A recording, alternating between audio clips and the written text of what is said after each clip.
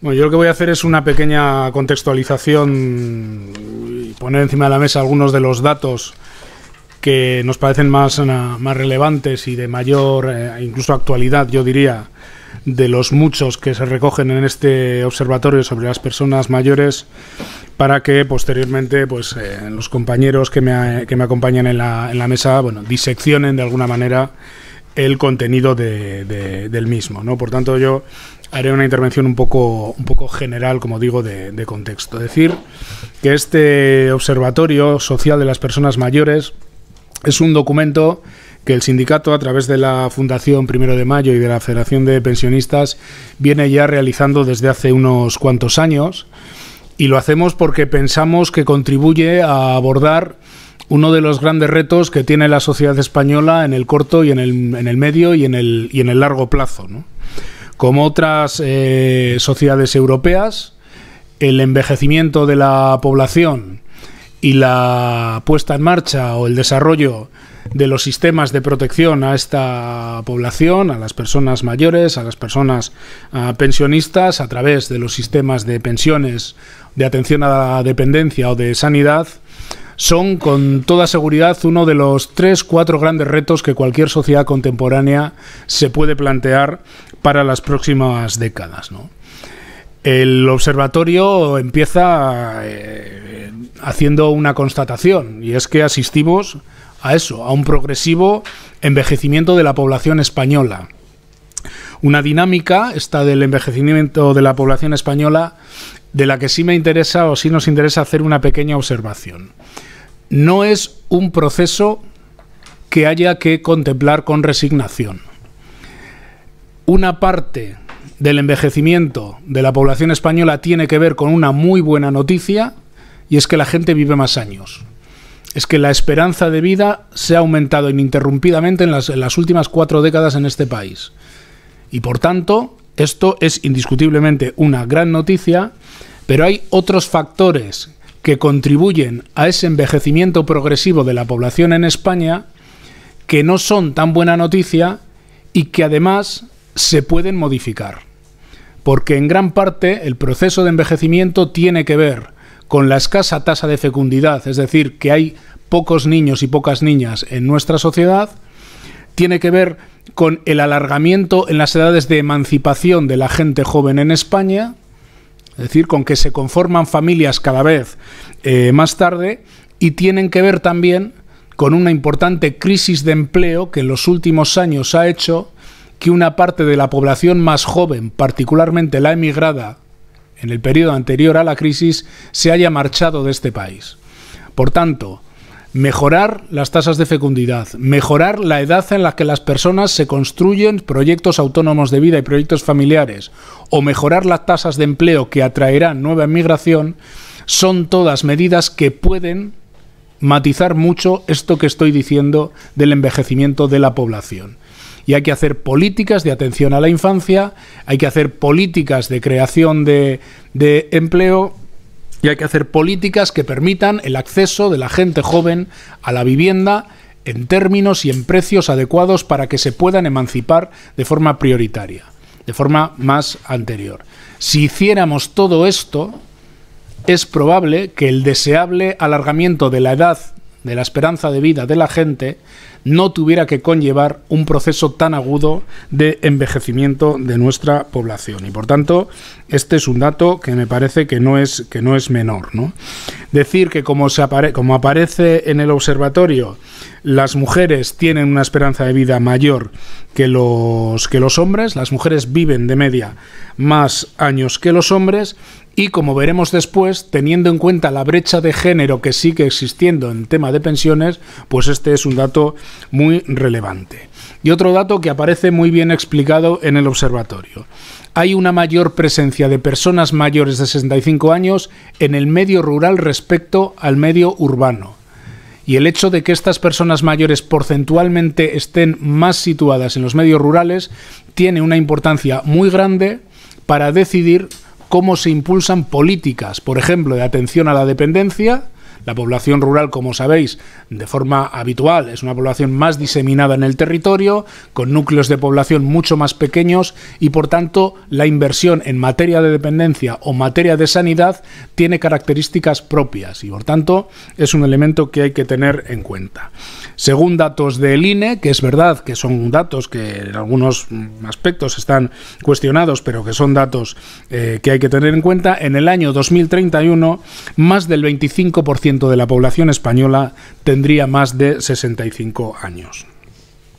Pasando ya de este primer apunte sobre la contextualización del observatorio, haré 3 o 4 referencias a datos que nos parecen muy relevantes. Es decir,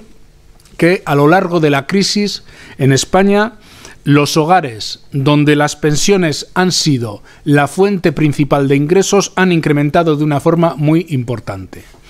En España, en el año 2017, según la encuesta de presupuestos familiares, el 35% de los hogares tiene en una pensión su principal fuente de ingresos y en el 2007 este porcentaje era tan solo del 30%.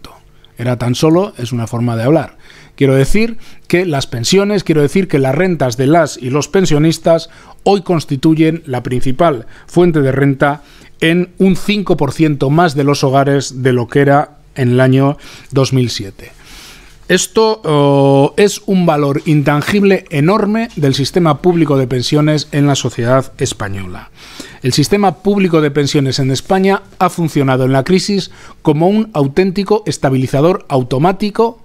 que ha permitido que millones de personas en este país, pensionistas y no pensionistas, hayan podido sobrevivir a la crisis económica y de empleo que hemos vivido. Por tanto, es un valor intangible, como digo, muy importante de nuestro sistema público de pensiones. Dejo una pregunta retórica que hemos hecho alguna vez más en el sindicato,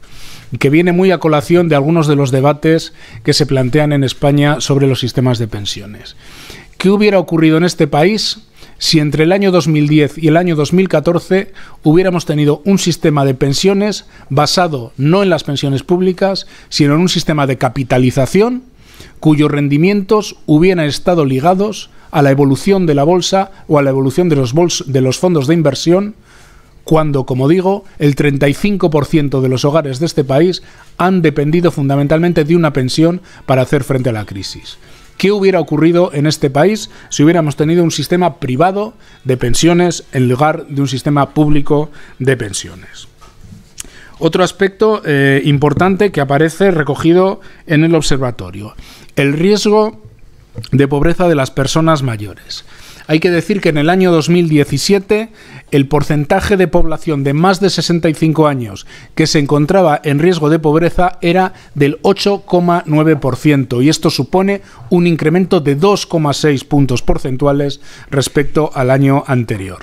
Por contra, en este último año, las personas entre 18 y 64 años han disminuido su riesgo de pobreza. Con todo, hay que decir que el riesgo de pobreza entre las personas que están entre 18 y 64 años está en torno al 20% y en las personas que están por encima de los 65 años, como digo, está en el 8,9%. Por tanto, la renta previsible del sistema público de pensiones ha permitido que esos niveles de pobreza, de riesgo de pobreza, no hayan afectado de forma tan masiva a la población mayor de 65 años. Aquí hago un inciso que sin duda luego puede explicar mucho mejor que yo el compañero Jesús. Cuando se calculan estos ratios de riesgo de pobreza, se imputan, entre otras cosas, digamos, los alquileres o el pago que se hace por las viviendas a través de las hipotecas. Esto explica también que una buena parte de la gente que está pagando sus hipotecas, como tiene mucha menos renta disponible,